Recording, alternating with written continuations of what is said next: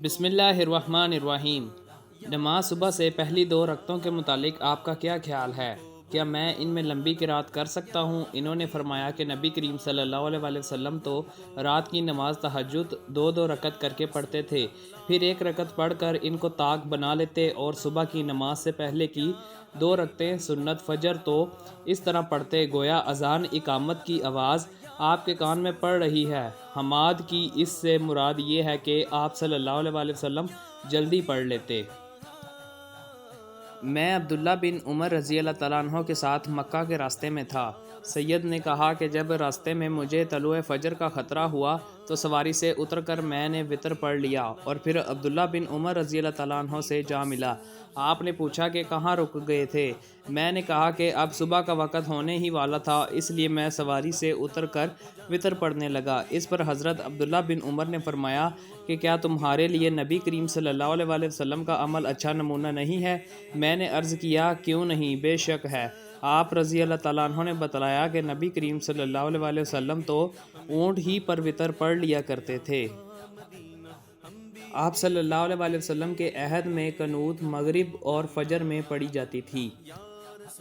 میں نے انس بن مالک رضی اللہ تعالیٰ عنہ سے قنوت کے بارے میں پوچھا تو آپ رضی اللہ تعالیٰ عنہ نے فرمایا کہ دعائے قنوت حضور اکرم صلی اللہ علیہ وسلم کے دور میں پڑھی جاتی تھی۔ میں نے پوچھا کہ رکوع سے پہلے یا اس کے بعد؟ آپ نے فرمایا کہ رکوع سے پہلے۔ عاصم نے کہا کہ آپ ہی کے حوالے سے فلاں شخص نے خبر دی ہے کہ آپ نے رکوع کے بعد فرمایا تھا۔ اس کا جواب حضرت انس نے یہ دیا کہ انہوں نے غلط سمجھا۔ رسول اللہ صلی اللہ علیہ وسلم نے رکوع کے بعد صرف 1 مہینہ دعائے قنوت پڑھی تھی۔ ہوا یہ تھا کہ آپ صلی اللہ علیہ وسلم نے صحابہ رضی اللہ تعالیٰ عنہ میں سے 70 قاریوں کے قریب مشرکوں کی ایک قوم بنی عامر کی طرف سے ان کو تعلیم دینے کے لیے بھیجے تھے۔ یہ لوگ ان کے سوا تھے جن پر آپ نے بد دعا کی تھی۔ ان میں اور آپ صلی اللہ علیہ وسلم کے درمیان عہد تھا، لیکن انہوں نے عہد شکنی کی اور قاریوں کو مار ڈالا۔ تو آپ صلی اللہ علیہ وسلم 1 مہینہ تک رکوع کے بعد قنوت پڑھتے رہے اور ان پر بد دعا کرتے رہے۔ نبی کریم صلی اللہ علیہ وسلم نے صبح کی نماز میں قنوت پڑھا ہے؟ آپ رضی اللہ تعالیٰ عنہ نے فرمایا کہ ہاں۔ پھر پوچھا گیا کہ کیا رکوع سے پہلے؟ تو آپ نے فرمایا کہ رکوع کے بعد تھوڑے دنوں تک۔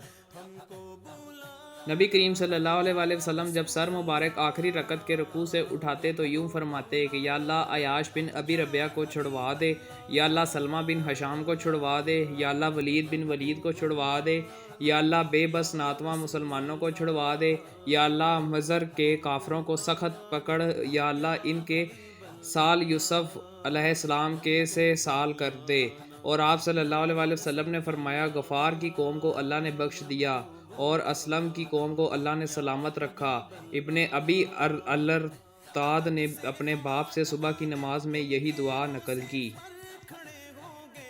میں نے ابن عمر رضی اللہ تعالیٰ عنہ کو ابو طالب کا یہ شعر پڑھتے سنا تھا۔ ترجمہ: گورا ان کا رنگ ان کے منہ کے واسطے سے بارش کی اللہ سے دعا کی جاتی ہے، یتیموں کی پناہ اور بیواؤں کے سہارے۔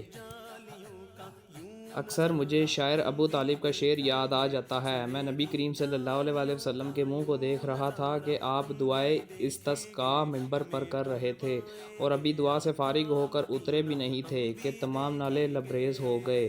ترجمہ: گورا رنگ ان کا وہ حامی یتیموں بیواؤں کے لوگ پانی مانگتے ہیں ان کے منہ کے صدقے سے۔